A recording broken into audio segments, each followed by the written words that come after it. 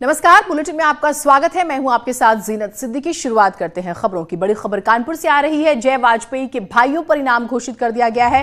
जय के 3 फरार भाइयों पर यह इनाम घोषित किया गया है। 25-25 हजार का इनाम तीनों पर रखा गया है और तीनों पर गैंगस्टर एक्ट के तहत हुई थी कार्रवाई। विकास दुबे का खजांची जय वाजपेयी, डीआईजी डॉक्टर प्रतिंदर सिंह ने यह इनाम घोषित किया है। तो ये बड़ी खबर, तीनों भाई जो है, आपने देखा था जब विकास दुबे का एनकाउंटर हुआ था और उसके बाद से ही जब जांच आगे बढ़ती है, जय वाजपेयी को लेकर और खुलासे होते हैं कि वो कैसे इन्वेस्टमेंट को लेकर जानकारी देता था, कैसे प्रॉपर उनका फाइनेंस को मैनेज करता था। और फिर इनके तीनों भाइयों का नाम आता है जय वाजपेयी के, और वो तभी फरार हो जाते हैं। लेकिन अब इन्हें पकड़ने के लिए और सख्ती बरती गई है और यही वजह है कि इन पर इनाम घोषित किया गया है। चीन के साथ सीमा विवाद के बीच आज से दिल्ली में 3 दिवसीय नेवल कमांडर्स कॉन्फ्रेंस शुरू हो रही है। ये कॉन्फ्रेंस 19 से 21 अगस्त तक चलेगी और पहले दिन रक्षा मंत्री राजनाथ सिंह सम्मेलन को संबोधित करेंगे। सम्मेलन में नौसेना प्रमुख के नेतृत्व में सभी कमांडर हिंदू महासागर में इंडियन नेवी की ऑपरेशनल तैयारियों की समीक्षा करेंगे।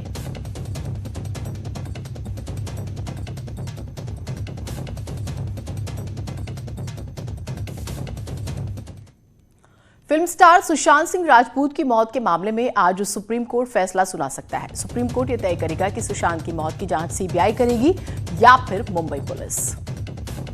तो बेहद ही महत्वपूर्ण दिन है आज का, क्योंकि देश भर से, आप ये कहिए कि दुनिया भर से मांग है कि सुशांत सिंह राजपूत की मौत की जो है वो सीबीआई जांच की जाए।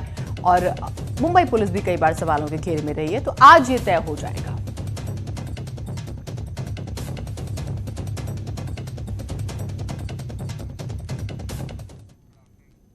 अगली खबर भी बॉलीवुड से जुड़ी हुई है। बॉलीवुड स्टार संजय दत्त इलाज के लिए मुंबई के कोकिलाबेन अस्पताल में भर्ती हुए हैं।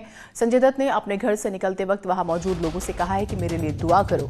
और संजय दत्त को कार तक छोड़ने के लिए उनकी पत्नी मान्यता दत्त, बहनें प्रिया और नम्रता दत्त भी मौजूद थी। वहां संजय दत्त की पत्नी मान्यता दत्त ने कहा है कि मुश्किल समय से उबरने के लिए उन्हें प्रार्थनाओं की जरूरत है। संजय दत्त के प्रशंसकों को समर्थन के लिए धन्यवाद भी दिया और किसी भी तरह की अफवाह पर विश्वास न करने की अपील भी की है। शिखा धारीवाल हमारे साथ जुड़ी हुई है। शिखा, इस खबर को और बताइएगा। जी बिल्कुल, देखिए जिस तरीके से आप अभी बता ही रही थी, बिल्कुल संजय दत्त की जिस तरीके से खबरें आ रही हैं और संजय दत्त का स्वास्थ्य ठीक नहीं है, अस्पताल में भर्ती हुए हैं। कल वो अपने घर से निकले और बिल्कुल उनके परिवार ने जिस तरीके से, सारे परिवार के लोग उनको छोड़ने आए और संजय दत्त ने वहां मौजूद मीडिया से भी और संजय दत्त की तरफ से भी और संजय दत्त के परिवार की तरफ से भी कहा गया कि मेरी हाथ जोड़कर विनती है और आप मेरे स्वास्थ्य के लिए दुआ कीजिएगा। तो बिल्कुल संजय दत्त अस्पताल में भर्ती हुए हैं और उसके साथ साथ मान्यता दत्त की तरफ से एक स्टेटमेंट जारी किया गया। उस स्टेटमेंट में भी मान्यता दत्त ने कहा कि देखिए, संजय दत्त की लाइफ में कल वापस एक स्टेटमेंट जारी किया गया था जिसमें उन्होंने कहा कि देखिए, संजय दत्त की लाइफ में बहुत टफ टाइम आता रहा है, संजय दत्त की लाइफ में बहुत अप्स एंड डाउन्स आते रहे हैं, लेकिन एज अ फैमिली मेंबर हम लोगों ने डिसाइड किया है कि हम इस पूरे मामले को बहुत पॉजिटिविटी और ग्रेस के साथ हम इसको फॉलो करेंगे। लाइफ में इस तरीके की चीजें आती रहती हैं, लेकिन ये लॉन्ग जर्नी है और ये बिना नेगेटिविटी के हम इसको पूरा करेंगे।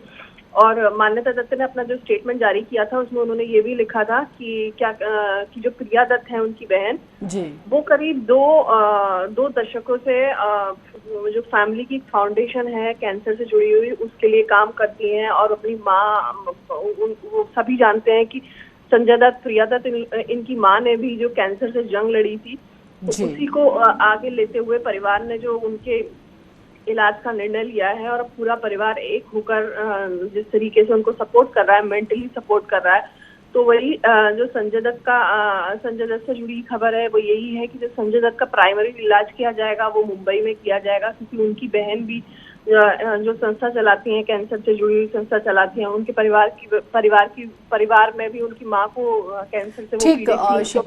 बिल्कुल, बहुत शुक्रिया आपका तमाम जानकारियों के लिए। पहले ये खबरें थी कि बाहर जो है किसी मुल्क में वो जाएंगे और ट्रीटमेंट कराएंगे, लेकिन फिलहाल अभी वो इंडिया में ही हैं।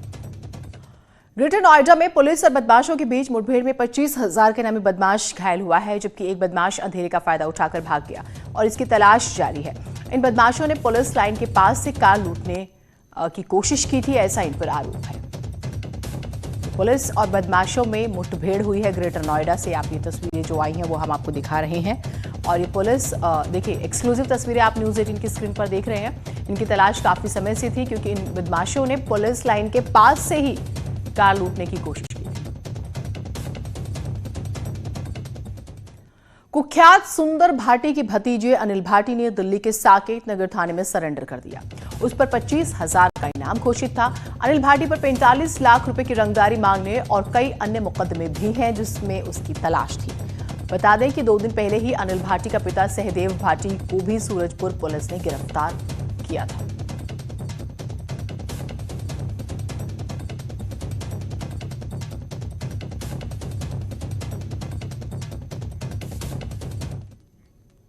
कानपुर के मछरिया इलाके में 2 गुटों में विवाद हो गया है और देखते ही देखते दोनों पक्षों में मारपीट शुरू हो गई।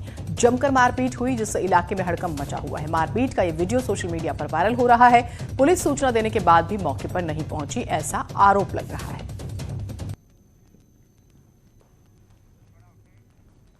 कासगंज में गांव करामई में जो है दिल दहलाने वाली वारदात सामने आई। यहां पर एक विवाहित महिला को उसके ससुराल वालों ने मारपीट कर अधमरा कर दिया। बाद में उसकी गला दबाकर हत्या कर दी। महिला के परिवार वालों ने ससुराल वालों पर दहेज हत्या का आरोप लगाया है। उनका कहना है कि आरोपी पति सुभाष ने अपने पिता और भाई भाभी के साथ मिलकर पत्नी नीलम की हत्या की है। पुलिस ने मामला दर्ज कर आरोपियों की तलाश शुरू कर दी है।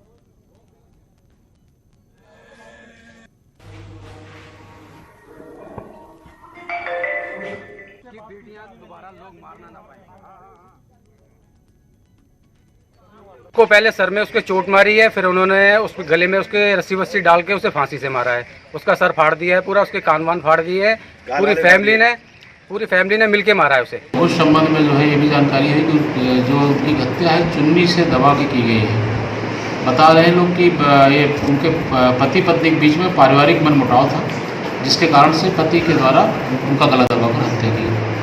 पहले भी आपस में दहेज का मुकदमा इन लोगों में दर्ज था। फिरोजाबाद में दिल दहलाने वाली वारदात सामने आई है। यहां पर एक व्यक्ति को उसकी दुकान में उसके ही भाई ने जिंदा जला दिया। देखिए रिपोर्ट। फिरोजाबाद में एक ज्वेलर को उसकी दुकान में स्प्रिट डालकर जिंदा जलाने का मामला सामने आया, जिसका सीसीटीवी फुटेज भी सामने आ चुका है। आग की लपटों में घिरा ज्वेलर बचने की हर मुमकिन कोशिश करता है, अपनी दुकान से दौड़ता हुआ बाहर निकलता है, जिसको देखकर आसपास के दुकानदार कड़ी मशक्कत के बाद आग पर काबू पा लेते हैं। इसके बाद इलाज के लिए हॉस्पिटल उसको ले जाया गया, जहां उसकी हालत गंभीर बनी हुई है। रोहित नाम का लड़का था, दुकान पे भैया काम कर रहे थे, आया और आग के ऊपर स्प्रे डालकर आग लगा के गया। मतलब उसकी घरवाली खत्म हो गई है 3-4 दिन पहले फांसी लगा के, तो उससे कोई 8 बार नहीं आए। इसमें जो आग लगाई है, किसने आग लगाई है और क्यों लगाई है? जो उसकी मतलब इसके मौसी का लड़का है जो रोबिन, इसने आग लगाई है। घटना द्वारकाधीश पुलिस चौकी के पास सराफा बाजार की है। जलाने का आरोप ज्वेलर के मौसेरे भाई रॉबिन पर लगा है, जिसकी तलाश में पुलिस जुटी हुई है। पीड़ित राजेश वर्मा करीब 90% जल चुका है, जिसकी हालत गंभीर बनी हुई है और गंभीर हालत को देखते हुए ही हायर सेंटर उसको रेफर किया गया है। उधर फिरोजाबाद में व्यापारी को जिंदा जलाने के मामले पर प्रदेश के पूर्व मुख्यमंत्री अखिलेश यादव ने ट्वीट कर सरकार पर निशाना साधा और ट्वीट कर कहा है कि इधर भाजपा के अपने सांसद विधायक कानून व्यवस्था को लेकर खुद की ही सरकार के शासन प्रशासन पर गंभीर आरोप लगा रहे हैं। उधर अपराध नहीं रुक रहे हैं। फिरोजाबाद से व्यापारी समाज के एक व्यक्ति को जिंदा जलाने की दुखद खबर आई है। लगता है प्रदेश की लगाम गलत लोगों के हाथों में चली गई है।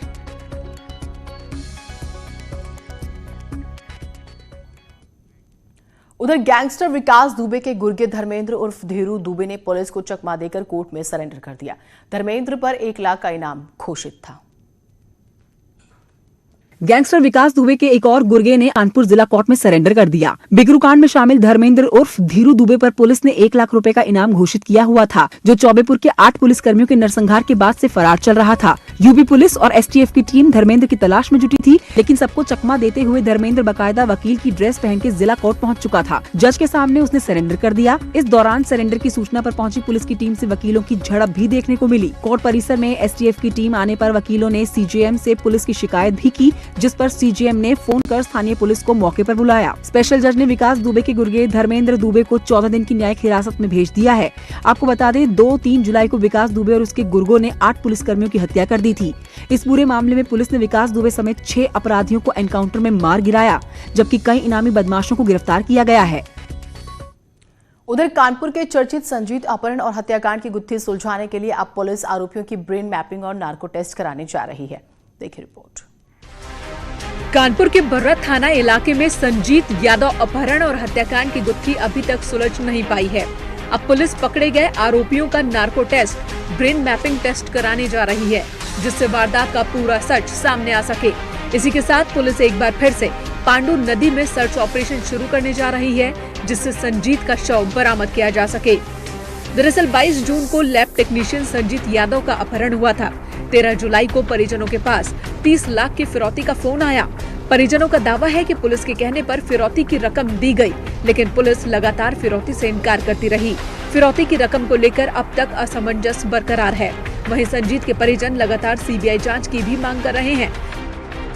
हालांकि पुलिस इस मामले में 4 आरोपियों को गिरफ्तार कर चुकी है, लेकिन परिजन पुलिस के दावे पर लगातार सवाल खड़े कर रहे हैं। प्रदेश में कई जगहों से मारपीट और गुंडागर्दी की घटनाएं सामने आई। कानपुर में पुलिस बेकाबू दिखाई दी तो गाजियाबाद में आपस में 2 गुट भिड़ गए। कानपुर में पनकी थाना पुलिस का अजीबोगरीब कारनामा सामने आया। यहां गुडवर्क दिखाने की होड़ में पुलिस की मनमानी देखने को मिली। बताया जा रहा है कि वो बेकसूर युवक को उठाने पहुंची थी, जिसका लोगों ने विरोध किया, जिसके बाद गलती का एहसास होने पर पुलिसकर्मी बैरंग लौट आए।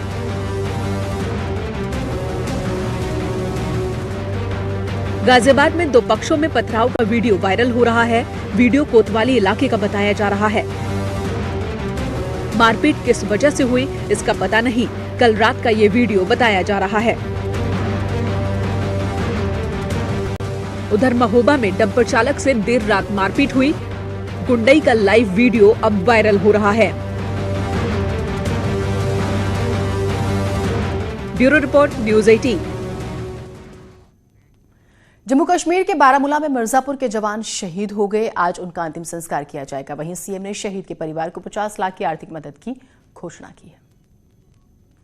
जम्मू कश्मीर में तैनात मिर्जापुर के सेना के जवान शहीद हो गए हैं। कश्मीर के बारामूला में हुए आतंकवादियों के साथ मुठभेड़ में जवान रवि सिंह शहीद हो गए। जवान का पार्थिव शरीर पहुंचने के बाद उनका अंतिम संस्कार किया जाएगा। मिर्जापुर के जिगना थाने के गौरा गांव के रहने वाले थे शहीद जवान रवि। सीएम योगी ने जम्मू कश्मीर के शहीद 4 जवानों को भावभीनी श्रद्धांजलि दी है। मिर्जापुर के शहीद जवान रवि कुमार सिंह के परिजनों को 50 लाख रुपए की आर्थिक मदद का ऐलान किया है। परिवार के एक सदस्य को सरकारी नौकरी देने के साथ मिर्जापुर में एक सड़क का नामकरण शहीद के नाम पर करने की भी घोषणा की है। सीएम योगी का कहना है कि शहीदों के सर्वोच्च बलिदान को हमेशा याद रखा जाएगा। शोक की इस घड़ी में यूपी सरकार शहीद परिवार के साथ है। शहीद जवान रवि कुमार परिवार के इकलौते बेटे थे। उनकी 2 बहनें हैं। ब्रेक के बाद स्वागत है आप सभी का। यूपी सरकार की कैबिनेट बैठक में एमएसएमई एक्ट में बड़े बदलाव किए गए हैं। बदले हुए अधिनियम का नया नाम उत्तर प्रदेश सूक्ष्म लघु एवं मध्यम उद्यम अधिनियम 2020 होगा। नए एक्ट के तहत प्रदेश में एमएसएमई सेक्टर में उद्योग लगाना आसान होगा। योगी सरकार का प्रदेश में लघु उद्योगों के माध्यम से रोजगार के अधिक अवसर पैदा करने तथा प्रदेश की अर्थव्यवस्था को $1 ट्रिलियन तक ले जाने की ओर बड़ा कदम इसे माना जा रहा है। अभी तक उद्यमियों को लगभग 29 विभागों से करीब 80 आपत्तियां जो है प्राप्त हुई हैं और प्राप्त करनी होती थी, लेकिन अब केवल 1 अनापत्ति प्राप्त से 1000 दिन तक उद्योग चलाया जा सकता है। शेष आपत्तियां हासिल करने के लिए 900 दिन का वक्त दिया गया है। नए अधिनियम के जरिए अगले 1 वर्ष में 15 लाख नए रोजगार मुहैया करवाने का लक्ष्य रखा गया है। इस दौरान वो उद्योग भी चलाएंगे और निवेश मित्र पोर्टल के माध्यम से उन्हें समय समय पर अनापत्ति भी दी जाती रहेगी। 1 साल में लगभग 15 लाख से अधिक लोगों को रोजगार देने का लक्ष्य है। बेसिकली जो आप कोई भी काम शुरू करते हैं तो पॉलिसीज कई बार बहुत परेशान करती है, तो उन्हें फ्लेक्सिबल किया गया है, फ्रेंडली किया गया है। यूपी विधानसभा का मॉनसून सत्र 20 अगस्त से शुरू हो रहा है। इसे लेकर सरकार ने तैयारियां शुरू कर दी हैं। सदन में सोशल डिस्टेंसिंग का पालन करने के लिए सिटिंग व्यवस्था में भी कुछ बदलाव किए जा रहे हैं। यूपी विधानसभा का सत्र 20 अगस्त से शुरू होने जा रहा है। विधानसभा अध्यक्ष हृदय नारायण दीक्षित ने कहा है कि सत्र की सभी तैयारियां पूरी कर ली गई हैं। विधानसभा अध्यक्ष ने कहा कि सदन में करीब 600 कर्मचारी हैं, सभी का कोविड टेस्ट करा लिया गया है। कोविड के कारण ये सत्र बेहद संवेदनशील हो गया है, इसलिए हमने सभी माननीय सदस्यों की जांच के लिए भी उनके विधायक निवास के पास जांच की व्यवस्था की है। विधानसभा अध्यक्ष के मुताबिक सोशल डिस्टेंसिंग के नियमों का पालन करने के लिए विधायकों की सीट के बीच एक सीट का गैप रहेगा। इस वजह से लॉबी एरिया और दर्शक दीर्घा का भी इस्तेमाल किया जाएगा। नियमों के मुताबिक 6 महीने के भीतर सत्र बुलाना जरूरी होता है, इसलिए 3 दिन का ये सत्र बुलाया जा रहा है। उधर वाराणसी के मंडुवाडीह रेलवे स्टेशन की बात करें तो अब ये बनारस के नाम से जाना जाएगा। केंद्रीय गृह मंत्रालय ने स्टेशन का नाम बदलने के प्रस्ताव को हरी झंडी दे दी है। वाराणसी का मंडुवाडीह रेलवे स्टेशन अब बनारस के नाम से जाना जाएगा। केंद्रीय गृह मंत्रालय ने स्टेशन का नाम बदलने के प्रस्ताव को हरी झंडी दे दी है। आदेश भी जारी कर दिया गया है। एयरपोर्ट जैसी सुविधाओं से लैस मंडुवाडीह स्टेशन पूर्वोत्तर रेलवे के आदर्श स्टेशनों में शामिल है। 8 प्लेटफॉर्म वाले इस स्टेशन से नई दिल्ली, ग्वालियर, खजुराहो के लिए कई ट्रेनों का संचालन होता है। इनमें Shivganga express, Bundelkhand express, link express शामिल हैं। स्थानीय लोग लंबे समय से स्टेशन का नाम बनारस करने की मांग कर रहे थे। जब से मैंने सुना है तो अंदर से प्रफुल्लित हो रहा हूँ मैं, बहुत ज़्यादा उत्साह भी हो रहा और अच्छा भी लग रहा है, क्योंकि जो बनारस है ये बिल्कुल ठेठ है बनारस। मोदी सरकार के पिछले कार्यकाल के दौरान तत्कालीन रेल राज्य मंत्री मनोज सिन्हा ने मंडुवाडीह स्टेशन का नाम बदलकर बनारस करने का ऐलान किया था। इसके लिए उन्होंने मुख्यमंत्री योगी आदित्यनाथ को चिट्ठी भी लिखी थी। इसके बाद अगस्त 2019 में तत्कालीन डीएम सुरेंद्र सिंह ने सरकार को नाम बदलने की सिफारिश की थी। हालांकि माना जाता है कि मंडुवाडीह का नाम मांडवी ऋषि के नाम पर पड़ा था। जालौन में निजी स्कूल की मनमानी सामने आई। पाबंदी के बावजूद निजी स्कूल खुल रहे हैं और सोशल डिस्टेंसिंग का भी पालन जो है वो नहीं किया जा रहा। जालौन में निजी स्कूल की मनमानी सामने आई है। पाबंदी के बावजूद निजी स्कूल खुले रहे। इतना ही नहीं, 50 से ज्यादा बच्चों को पढ़ाया जा रहा है, वो भी बगैर मास्क के। बच्चों की क्लास में सोशल डिस्टेंसिंग का कहीं कोई नजारा नहीं है। बच्चों और स्कूल का वीडियो सोशल मीडिया पर वायरल हो रहा है। बीएसए जालौन ने स्कूल प्रबंधन और प्रिंसिपल के खिलाफ कार्रवाई के निर्देश दिए हैं। पूरा मामला माधोगढ़ थाना इलाके के गाँव मिझौना स्थित गायत्री बाल विद्या मंदिर का है। कोरोना के चलते 22 मार्च से स्कूल कॉलेज खुलने में पाबंदी है, लेकिन इस तरह स्कूल की मनमानी बच्चों की सेहत के साथ सीधा खिलवाड़ है। अब देखना है कि प्रशासन इस गंभीर मामले का कितनी जल्दी संज्ञान लेकर कार्रवाई करता है। ग्रेटर नोएडा में बीच सड़क पर घोड़े दौड़ते नजर आए और उसके पीछे पीछे बाइकर्स बाइक दौड़ा रहे हैं। खतरनाक स्थिति देख लोगों को काफी हैरानी हुई, लेकिन पुलिस कहीं नजर नहीं आई। शौक बड़ी चीज है, चाहे किसी की जान पर ही क्यों न बन जाए। कुछ ऐसा ही मामला ग्रेटर नोएडा के दादरी में सामने आया, जहां हाईवे पर कुछ लोग 2 घोड़ों की रेस कराते रहे। आगे आगे घोड़े तो पीछे पीछे बाइक सवारों का झुंड हल्ला मचा रहा था। हाईवे पर घोड़ा बग्गी को 2 लोग बेखौफ दौड़ाते नजर आ रहे थे।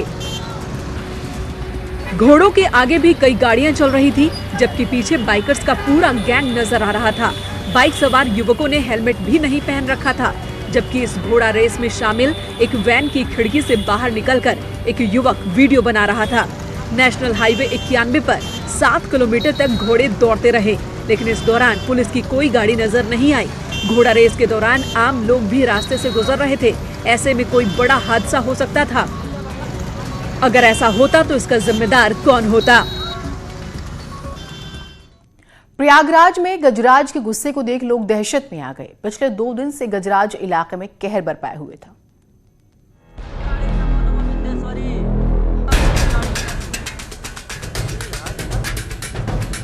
प्रयागराज में एक हाथी ने जमकर तांडव मचाया। हाथी के गुस्से को देखकर लोग डरे सहमे दिखाई दिए। तस्वीरें उतराव थाना इलाके के सदेरपुर की हैं, जहां पिछले 2 दिन से एक हाथी गांव में आतंक का पर्याय बना घूम रहा है। हाथी के पैर में जंजीर बंधी हुई है। हाथी पहले एक घर के पास आता है, थोड़ी देर तक जायजा लेता है, जिसके बाद हाथी अपना सिर घर की दीवार पर टिकाता है।